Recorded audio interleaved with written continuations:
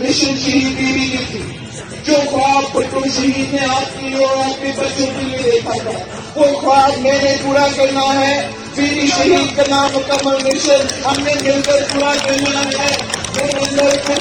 کو آپ نے ہمارے سارے کینڈیڈیٹ کو منتخب کروانا ہے۔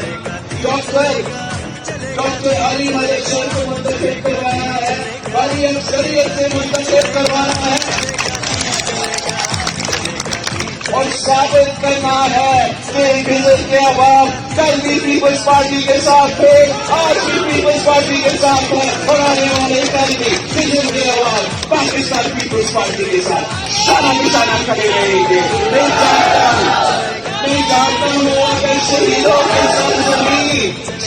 کی سرزمین ریل کے عوام پاکستان پیپلز پارٹی کے ساتھ ہے تو دنیا کی کوئی طاقت ہمارا راستہ نہیں روک سکتا۔